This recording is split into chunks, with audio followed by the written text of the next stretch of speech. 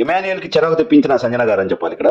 So, ఆ hat టాస్క్‌లో hat తీసుకొని సంజన గారికిచ్చిన తర్వాత, సంజన గారు ఇమాన్యుయల్ టీమ్‌లో ఉన్న దివ్య గారినే నామినేట్ చేయటం.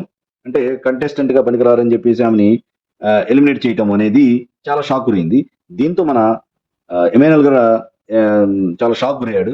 సో, కొంచెం చిరాకున పడ్డాడు. సో, పక్క నుంచి మాధురి గారు చెప్తానే ఉన్నారు. నెక్స్ట్ టైమ్ కూడా మళ్ళీ హ్యాట్ వచ్చినప్పుడు మళ్ళీ సంజన గారికిస్తుంటే ఆల్రెడీ మాధురి గారు చెప్పారు. సో, ఆమెను నమ్మలేము మీరు. సో, కాబట్టి మీరు ఎట్టి పరిస్థితుల్లో ఆమెకి ఇవ్వద్దు అని సైగలు చేసి చెప్పేసరికి మొత్తానికి ఇమాన్యుయల్ గారికి తర్వాత తన మమ్మీ అయిన సంజన గారి మీద డౌటొచ్చింది. సో, ఈమె కొంప ముంచేటట్లు ఉందని జెప్పేసి మాధురి గారు చెప్పినట్లే విని కెప్టెన్ అయ్యాడు. లేకపోతే ఆ సంజన గారు ఎప్పుడు ఏం చేస్తారో తెలీదు. సో, ఫస్ట్ దివ్య గారిని ఎలిమినేట్ చేసేసి కెప్టెన్సీ ఇది టాస్క్ నుంచి. సో, నాకసలు ఆమంటే ఇష్టం లేదని చెప్పటం. సో, దానికి దివ్య గారు కూడా సంజన గారికి ఒక రేంజ్‌లో ఇచ్చి పడేసింది. సో, దానికి సంజన గారి దగ్గర సమాధానం లేదు.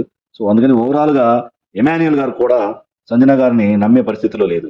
సో, నమ్మడం అంటే వేరే విధంగా గాదు. ఆమె యొక్క మూడ్ స్వింగింగ్ ఎప్పుడు ఎలా ఉంటదో చెప్పలేము అని కొంచెం ఇమాన్యుయల్ గారికైతే సంజన గారి మీద కొంచెం చిరాకు అనిపిచ్చింది. సో, అది క్రిస్టల్ క్లియర్‌గా అతని ఫేస్‌లో కనిపించినట్లు నాకనిపిస్తుంది.